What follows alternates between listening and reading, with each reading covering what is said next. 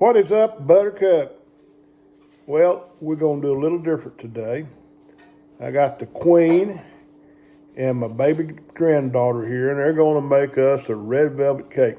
Red velvet cake's one of my favorite cakes. That and a coconut cake, and then a chocolate cake, then a vanilla cake, and then a birthday cake. But no, just kidding. Red velvet cake is probably one of my favorites. It's kind of time consuming and there's a lot of steps involved.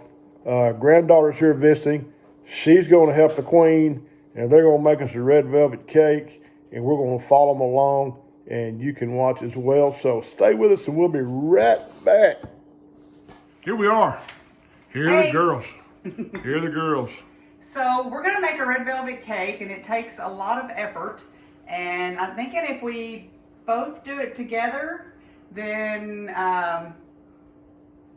you can do the hard parts. I'll do the easy parts. How's that? Okay. So red velvet cake. The first thing you're supposed to do when you're baking a cake is preheat the oven. And this is supposed to be at 350, and it's already set. So the ingredients in this cake: 1.5 cups of sugar, 1/2 cup of shortening, 2 eggs, 2 cups of flour, 1 teaspoon of vinegar, 1 teaspoon of vanilla, teaspoon of cocoa, teaspoon of salt, a cup of buttermilk, 2 ounces of bottled red food coloring. I'm actually going to use red gel. You can use whatever kind of red coloring you want to use.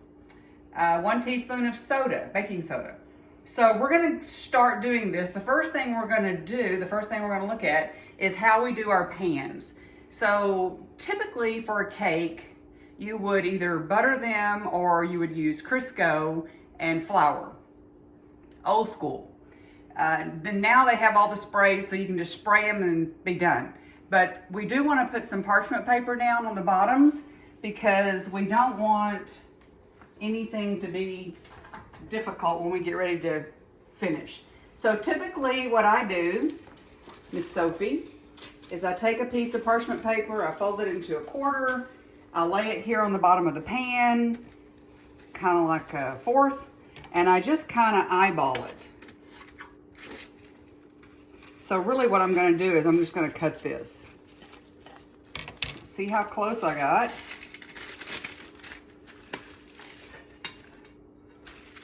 Pretty close. Could be trimmed a little bit more. Right here. Okay, let's see if this is going to work. I think that'll work pretty good. So what we're going to do, instead of measuring each one of these, is can you fold that over into 4 like this, over and over? Just fold it over again.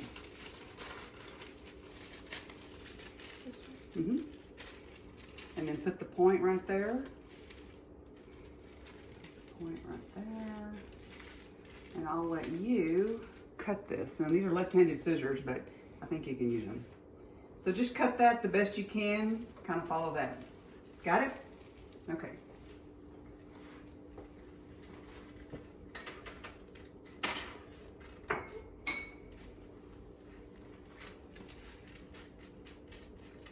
Perfect.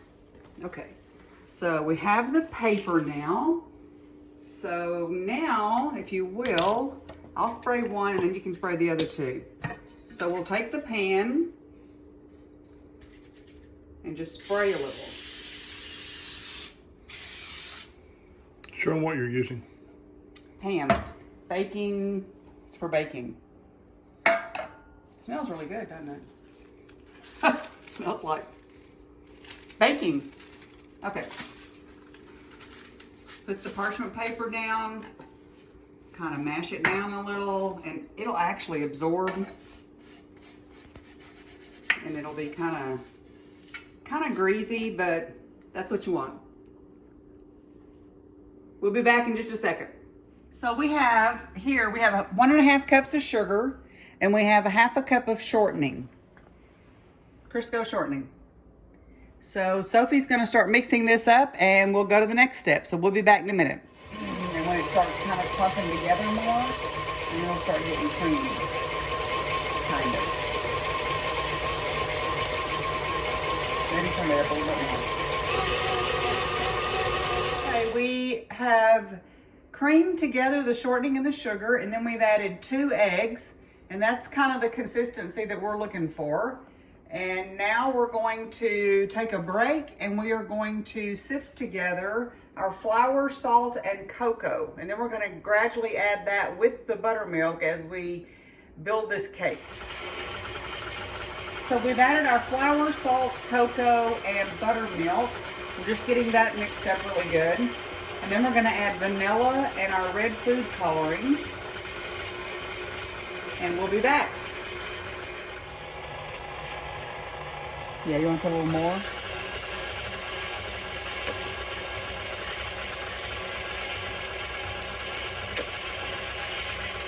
That's good.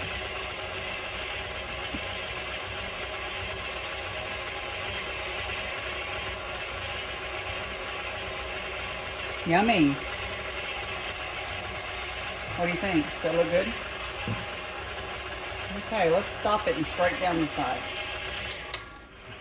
So I just added the last piece of the cake, and that is the vinegar and the soda.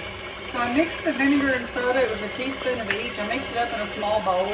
And of course that makes like a fizzing, bubbling kind of mixture. And then I poured that in, and we're blending that all together. And then we're going to spoon this out into our cake pans and get this cake in the oven. And here's the cake. So let's see what this cake looks like and tastes like. You ready?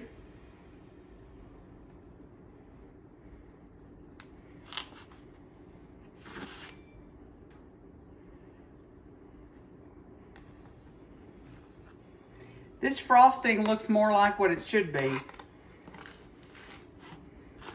Or I guess what I expected. So, that is the cake.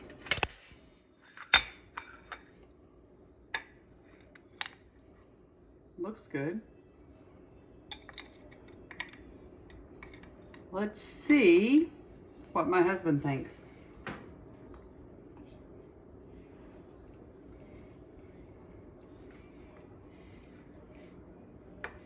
That's what I'm looking for.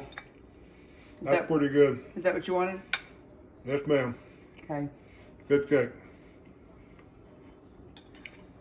Hey, thanks for stopping by Just Cooking with the Guys and Gals, I guess.